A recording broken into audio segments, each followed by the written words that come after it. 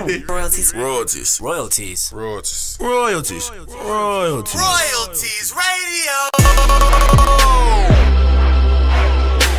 You're now listening to the girl Miss Jaywalk. Thank y'all so much for tuning in to Startup and Stay Up right here on the Royalties Radio App. And today I just kind of want to talk about going against the odds. Recently today I was actually listening to a sermon on the Tony Evans app. I'm not sure if you guys are familiar with the pastor. I'm just working on my faith a little bit more. But, he was talking about like David and Goliath and some other people in the Bible. But he was talking about how all David had was like a little slingshot. Yeah. And he beat the damn giant with it, you know what I'm saying? But it's just like crazy because you have to start somewhere. You have to use what you have to get what you want. And a lot of times your tools will be a lot more powerful because of the forces that you have behind them. So just because you might just have a little camera or even your cell phone, you can really use the small tools that you have to go a long way. There's tons of people who have built multi-million-dollar businesses just off of using their cell phone. Be a pioneer. We've really been pioneers with the Royalties ATX thing, You're starting that journey. There might not be a lot of people with you at first, but you are making a movement for the betterment, for humanity, moving forward. Right. Being a pioneer means get out there, get on the road, do stuff that nobody else is doing. Believe in yourself. You're making history. You're a part of history, whether you know it or not, and you just want to make your story count. Yes. You never know what you're really doing until you kind of look back. A pioneer is just somebody who's getting out there and doing stuff and making that first step for the rest of the whole culture. I think that's what a pioneer is. And I think paving the way.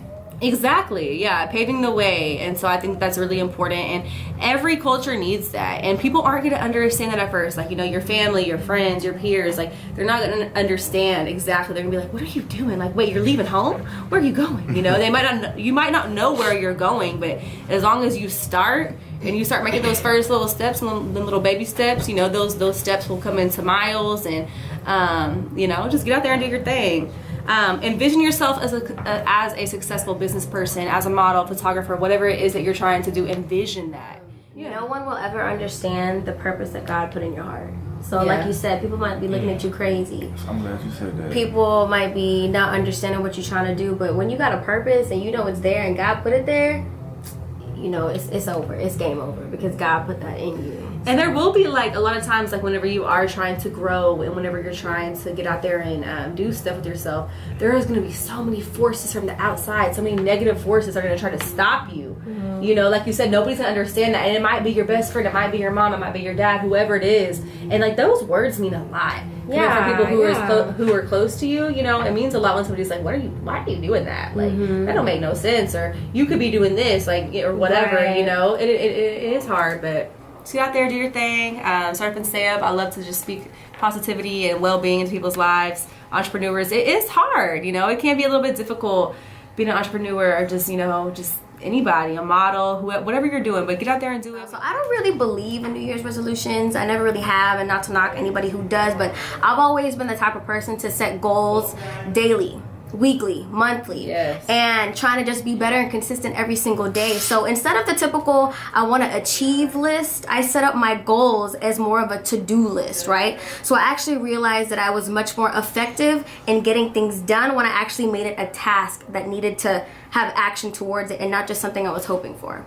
So number one would be writing your goals down. Literally getting a piece of paper, a pen, and writing it down and putting it everywhere. So you've never been in my house yet, but literally, y'all, I have stuff in my bathroom, my room, my closet.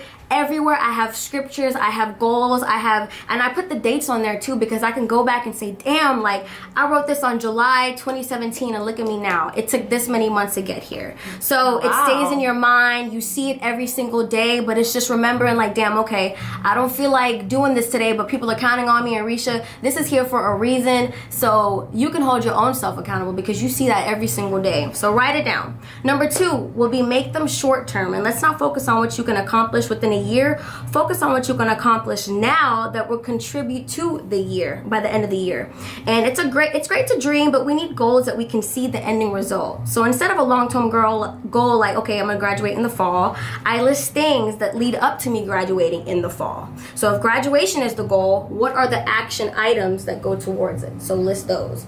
Number 3, share them with one person that you trust. And I say one person because plans aren't meant to be shared with everybody, y'all. Not everybody is wishing you the best. People are praying on your downfall. Isn't that a song? Praying on my downfall. Yeah, like choose that one person you trust who believes in you and who will hold you accountable. And that one person to me is my mama, because she'll be like, hey, like, did you get this done? Did you do this? Did you do that? And my mama will always have my best interest at heart. She's low-key like my momager. So shout out mama. Hey, boo, I know you listening. Hey, Mama Maria. Yeah, and so, you, you know, make it be that one person who will hold you accountable and who will hit you up randomly like, hey, did you do this? Did you get that recommendation letter sent out? Because the last thing you need is negativity and discouragement that comes from sharing your dreams with the wrong person.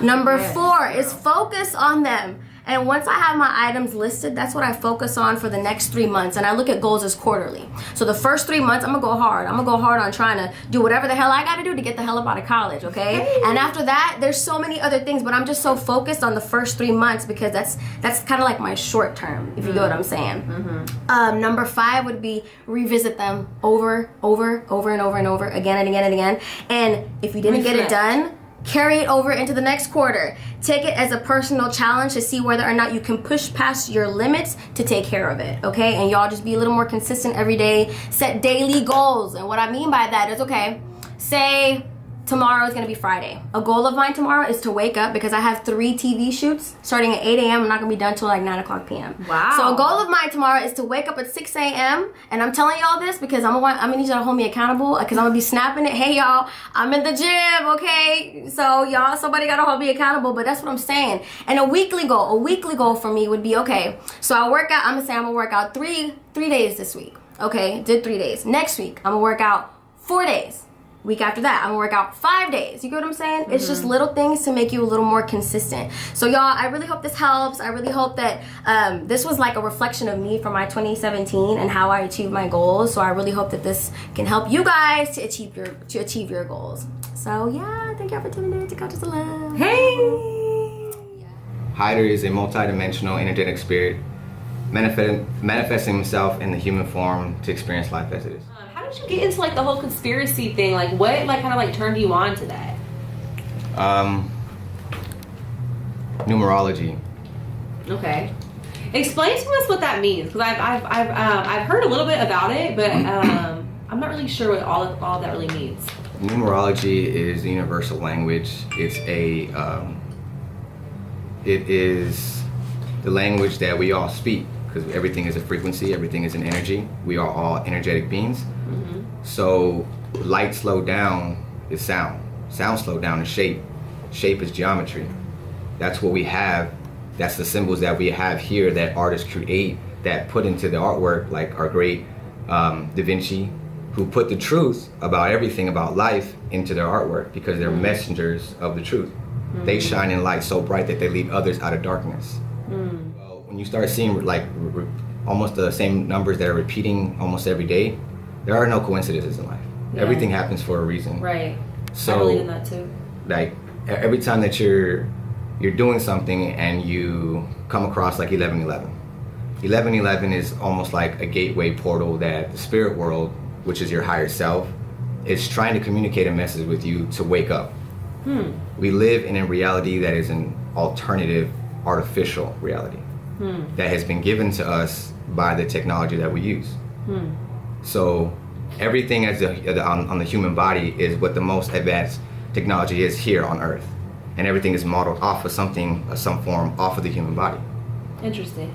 So I keep on seeing 333 all the time. Mm-hmm. And like I told my mom about it. I was like, why do I keep on seeing 333? And she was like, that's actually a very godly number. Like that's the Son, the Spirit, and the Holy Ghost. Yeah, the ascended master. And I see it all the time. It's crazy. So tell me a little bit more about what that means.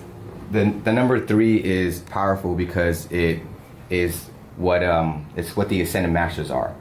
It's basically a godlike individual or a highly intuitive, conscious being that is there with you all at all times, who is guiding you, who is giving you some kind of frequency in your mind, which is causing your thought in order to make the right decision in life.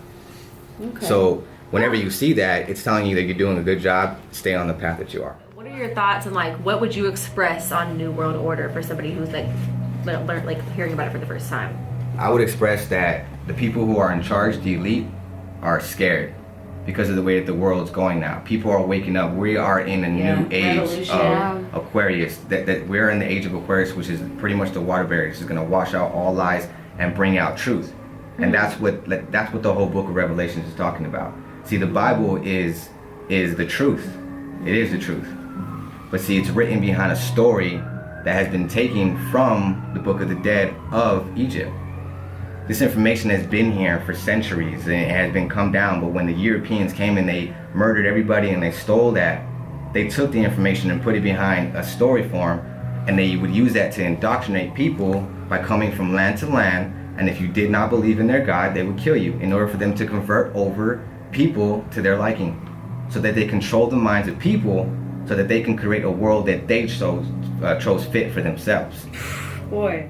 So do you think in our lifetime that we're going to experience something like the New World Order? Absolutely. Or something like that? We're in the generation now where it's going to fall because of the fact that so many things have gone to more like crypto, like Bitcoin and stuff like that, where now banks can't control the currency. I was saying that when people are like Bitcoin, because they're going to do like that one currency, like that one religion, like that one, like everything can be one, you know what I mean? Where you can't run away from it. Yeah. Or you'll get fucking killed. Like what's the biggest religion in the world?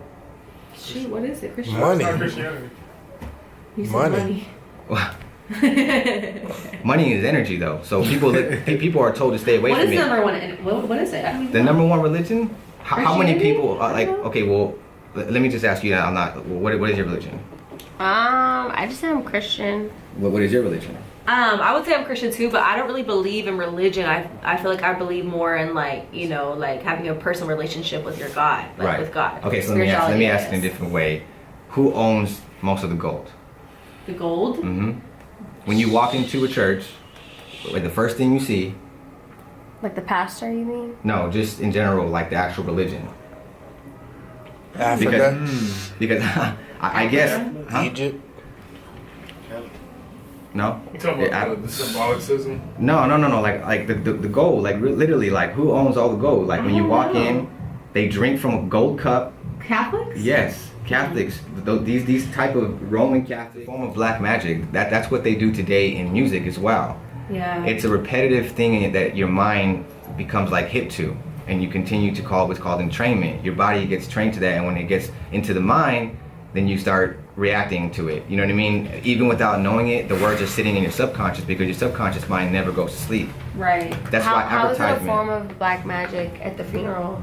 Because if they have you standing up and sitting down, control. It's a control thing. So they're using your energy in order to pretty much see the spirit world is real. Mm-hmm, okay, there are low spirits, vibrational spirits, which they would call demons, and there were high vibrational spirits, which are called, some of them are called angels. But see, the whole book in Revelations, the secret behind it is talking about the Catholic Church, because the people who came down here and wrote that book were highly multidimensional beings who had high consciousness, who wrote the information down in a storm of fury because they know they couldn't give it to the public because people will call them crazy and kill them. And just like every messenger that came here on earth, well, they were killed.